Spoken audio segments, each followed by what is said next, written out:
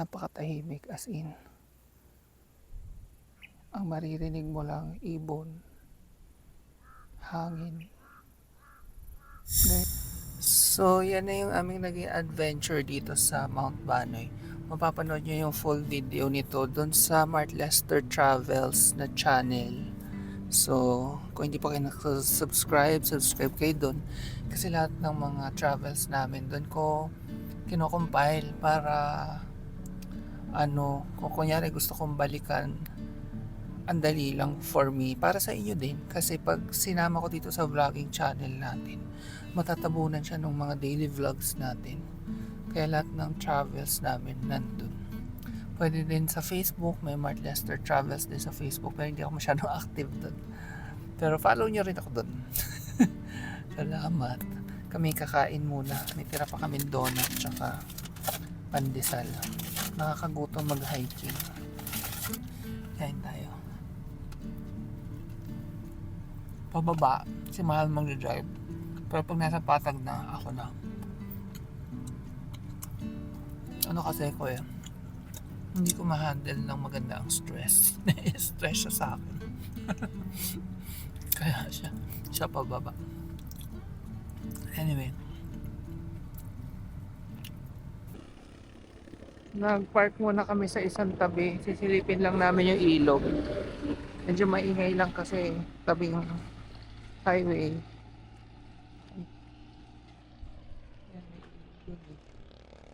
Parang ang sarap maligo. Ang taas. Lolo nyo ang init. May kingfisher. May narinig akong kingfisher. Ingat.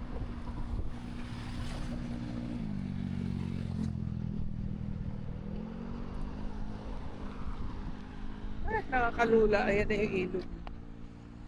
Nalulula ako. My God. Malinis naman, in fairness. Wala pa akong nakikitang basura. My God, nakakalula.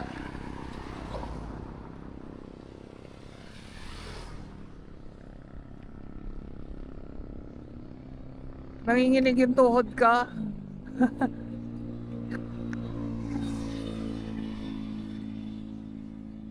Nalulula ako. Hindi ka nalulula.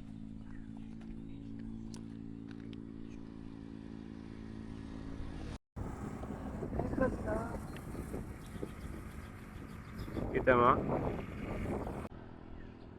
Dito sa kabila may daan pababa. Ayan. Pwede mag-swimming. Pero sabi ni Mal, hindi na raw yan malinis kasi kulay brown. Rain, ayan. Kakatapos lang mag-walking yan di libot-libot ka muna habang wala naman yung malalaki. Hindi ko kasi sinasabay ang maliit sa malaki dahil nga yung naging experience namin kay Jello. Si Jello mahina na. Hindi na niya kayang mag-ikot-ikot ng ganyan. Nakita ko lang sa inyo yung na-harvest kong mushroom. Isasama ni Mahal sa kanyang adobo. Ayan, ang konti. Tofu na may itlog adobo with mushroom. Yun. So, at least hindi naman nasayang yung ating mushroom. Tapos kahapon, nagdala ng songkit yung landlady namin, si Ate Iana. Hello, Ate. Salamat. Kasi pinasungkit niya sa amin yung buko, tapos binigay niya sa amin. Ayan, 3. Biyakin na natin kasi masarap lang yung sabaw niyan pag bagong pitas.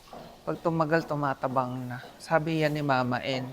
Oo nga naman kasi yung mga matagal lang binigay sa amin nung nasa Laguna pa kami. Pagbukas namin, matabang na. Pero yung kakapitas mo lang ang tamis. Try kong buksan. Hindi ako marunong yan pero try natin. Hindi ako marunong.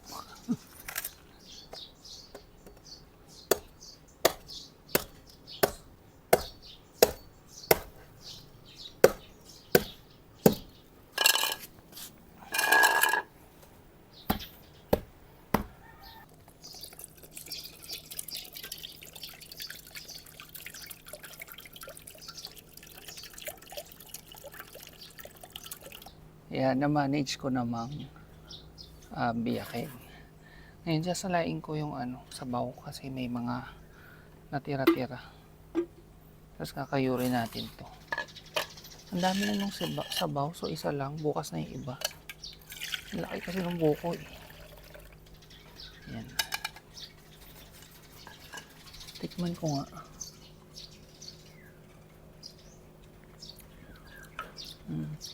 Medyo maasim pero healthy yan. Ito banlawan ko lang.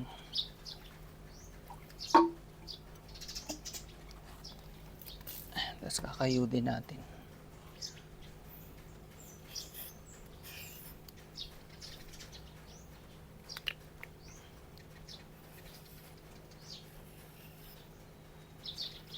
Gusto nyo yun? Habang nagkakain tayo, kita yung panampay namin.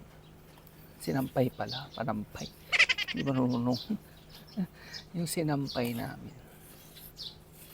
Grabe, ang laki ng buko. Napuno to. Natapon pa yung ibang sabaw eh. So, bukas na lang yung isa, tapos sa isang araw ulit yung isa. Hindi ko na siya lalagyan ng asukal or ng stevia. Inumin lang namin siyang ganito, papalamigin lang. Para mas healthy. Tsaka, mas nasasarapan kami sa ganun. Kaya yung ang tamis-tamis.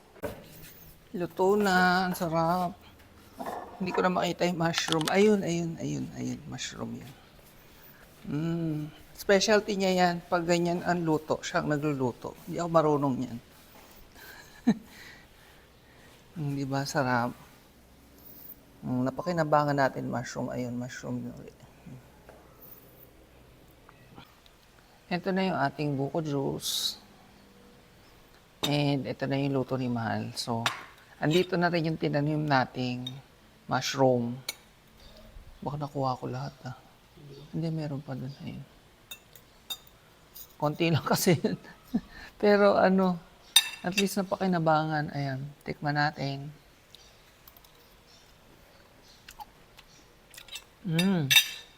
Nakain akong buong paminta. Ang sarap ng mushroom. Maano siya, makunat-kunat. Kasi nga, di ba na-dry siya?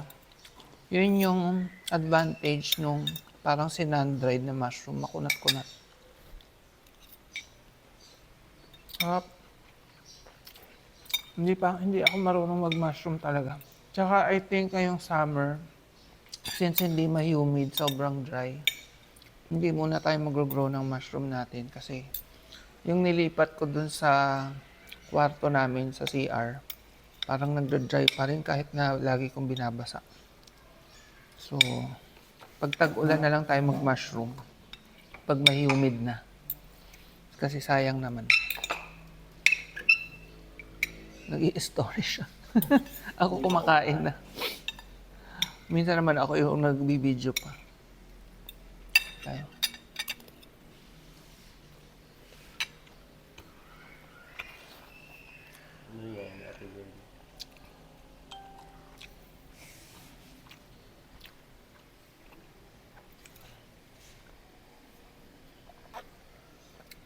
Sarap. Good morning. Napakain na namin yung mga babies saka naka-walking na rin sila. It's so maaga pa. 6 a.m. pa rin. Paano ba naman 4:50 gising na ako? Kaya bumubulong pa ako kasi ang aga pa. Si Mahal nagpapalit siya ng sunshade dun sa labas.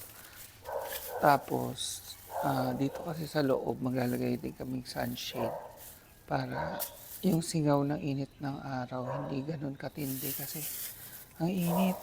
Summer na kasi. And for breakfast, nabili kaming mais nung last time na lumabas kami. Sana masarap. Balak sana namin itong iihaw kaso wala pa naman kami uling. Yan. Hugasan ko muna. Tapos ito ang ganda may iba-ibang kulay pa. Ay nako, yung tinanim nating mais, isa na lang na puno ang natira. Tapos yung sitaw, yung bandang malapit sa mais, mga natuyot din. So, hindi talaga magandang magtanim dun sa part na yun kasi sobrang init. I mean, yung exposure ng araw dun siguro matindi at mahaba. Pakita ko sa inyo mamaya. Mag-ihaw muna ako ng ating mais. Lagyan ko raw ng konting asukal at asin. Teka lang. Ito na yung bagong sunshade. Ito yung luma. Ito yung luma lalagay sa likod. Pakita ko lang sa inyo yung bugambilya. Galit na galit sila. Oh. Daming bulaklak.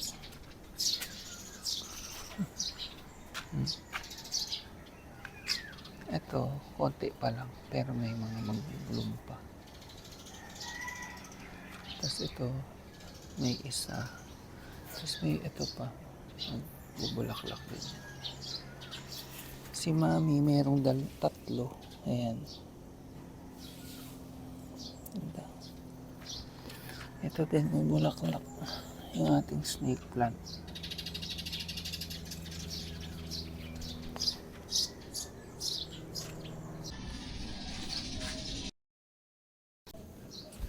Ayan, nakabit na namin. Yung dati kasi, di ba, may mga butas na. So, ito wala. Tapos, mas mataas yung kabit ngayon. So, mas maganda. And then, yun, sa likod na yun. So, ang laking tulong itong hagdan na to. Meanwhile, luto na yung ating mais. Ayan. Mag-brew naman ako ng kape. Barako muna. Medyo umay na sa Vietnamese.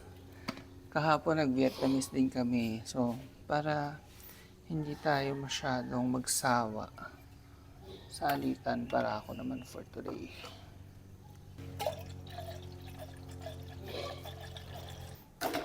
Nasa isang lalagyan yung mga kape namin.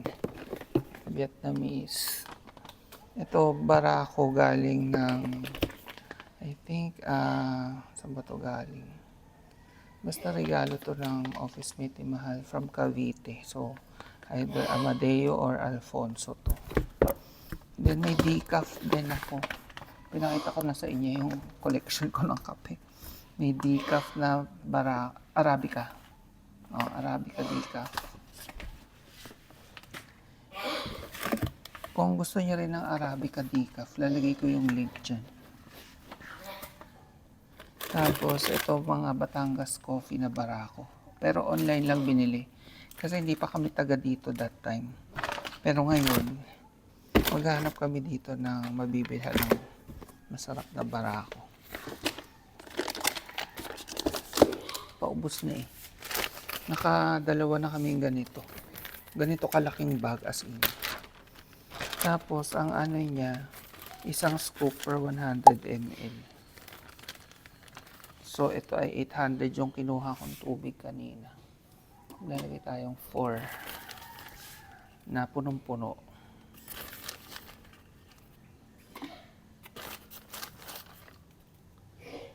Yan. Ako, ang bango-bango nito kapag binuburo.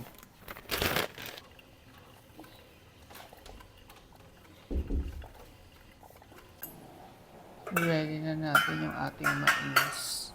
Maganda to habang mainit kasi lalagyan ko ng butter.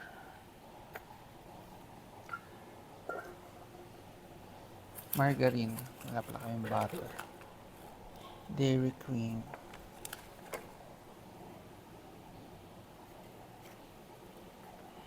Lagyan din natin ng konting asin pero konti lang. Kasi di ba naglagay na tayong asin kanina. Let's eat.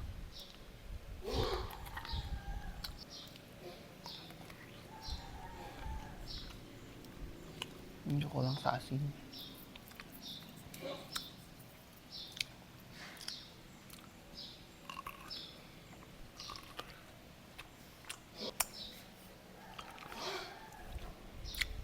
Ito na yung ating kape.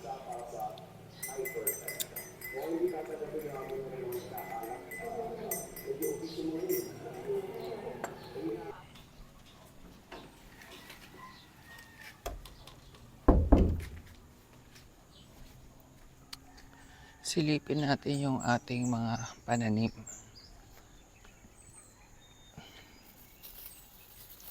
Yan, yung okra natin tumubo na. Tsaka kamatis. Then, ito yung ating kangkong. Yan. Lumalago na sila. Yung tinanim ni mamang kamote. Tapos ito tinanim din niya. Yan, nagkakadahon na yung tanglad. Yung ating radish. Nung nilagyan ko ng kahoy, kumapit na siya. Oh. Nilingkis na niya yung kahoy. And then ito yung ating sitaw. Ayan na, umaakyat na rin sila. Ito yung ating nag-iisang mais. So, yung lumang net, ayan, nilagay nga dito sa likod. Kaya yung ating halaman, pwede na nating tanggalin sa plastic. Si Ashley, libot-libot yan dyan eh. Pupunta sa mga kapitbahay. Next, itong aming kisame naman, lalagyan din ng net. I mean, walang kesame, kaya lalagyan din ng net. Bumili na si Mahal. Kaya nga niya talaga binili yung hagdan na yan eh. Para maaabot.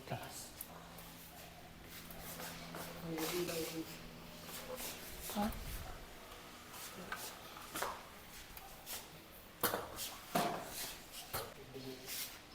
Ayan, so far nakabit na yung isa. O, di ba? May kesame na. Tapos ito, ikakabit din yan pag ganun. Hindi kami pwedeng bumili ng isang mahaba. Kasi yung mga ilaw, kailangan nasa gitna nito. Yan. So, yan yung before. Hanapin niya si Mahal. Tingnan ko kung mazuzoom ko. Andun siya. Ayun. Oo. Grabe, no? Para lang makabitan ng net. Yan yung inakyat niya. Bumili kami ng grass jelly. Ayan. Tapos nilagay namin dito sa gulaman na nabibili sa Dali. So, para tayong may black gulaman niya yung refreshing. Sarap. Pag nagawi kayong Dali, bili kayo nun. Yung Pitchel ang brand na gulaman flavor. Tapos bili kayong grass jelly. After siguro mga 3 or 4 hours. Mga 3 hours. Natapos na namin. Pero grabe siya kasi umakyat-akyat siya. Gusto niyo nang makita. So dati, kung natatandaan nyo, pag nag-vlog ako banda dito, nakikita nyo yung mga kahoy tsaka yung bubong, di ba? Ngayon tingnan natin. Oh, wow! Oh, may kesame na kami. Mukha na siyang kesame, di ba? Hindi ko masyadong makita, maliit yung aking screen. Pero yan. O, adi pag nagbibideo tayo dito, hindi nyo nakita yung bubong, tsaka yung mga kahoy-kahoy. Then, pakita ko sa inyo. Ayan siya. Kailangan nga lang talaga may mga pagitan sa gitna. Pero, maganda sana kung wala. Malamig na nga compared nung wala pa yan. As in, nung wala yan, ramdam na ramdam namin yung init. For lunch, nagluto lang ako yung daing na bangus, tapos itlog, and then buttered garlic na mixed veggies na may yangkon. Akala mo hindi lang corn kanina may corn pa nga kami. And then titikman na natin tong ating binurong mangga. Ika 4th day pa lang.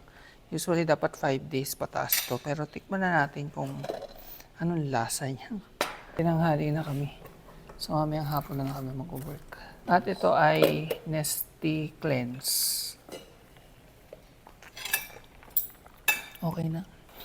Yung tirang kanin lang kagabi. Pero marami naman.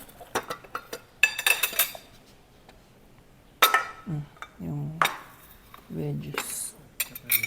Tikman natin yung mangga natin. Ngayon ko pa lang din siya bubuksan. So, if ever gagayahin nyo, huwag nyo buksan ng buksan ha. Para ma-ferment talaga siya. O, tingnan nyo. Let's see. Tinansya ko lang yung nito eh. Yung alat at tamis.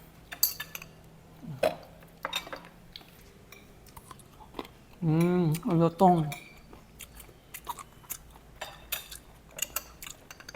Yun pag hindi nilalagyan ng tubig, malutong pa rin. Sakto lang yung alat ko. Hindi naman magandang sobrang alat. Pero since Indian mango to, kulang sa asim, no?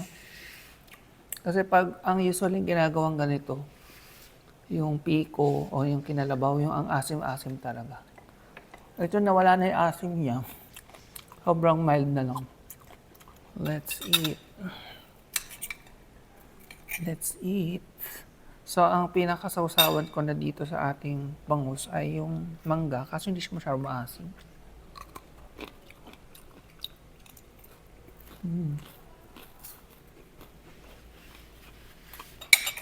Kain muna kami. For dinner, gagawa lang ako nitong pesto sauce na labi sa dali. Tsaka, ito sa dali rin. Tira na lang to. So, yung isang ganito, dalawang lutuan namin. Tapos, lalagyan ko ng unmeat nuggets. Yan.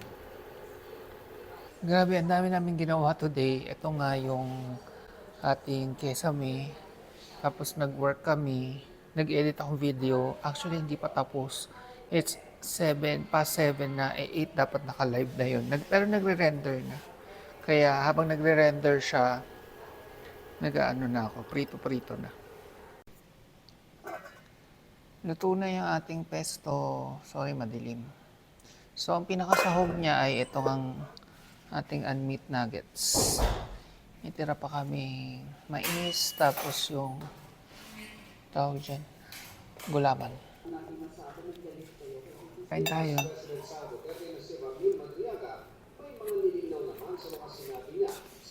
For dessert, yung bigay ng landlady namin na papaya. Ayan. Para healthy-healthyhan tayo, hindi muna sweets, fruits.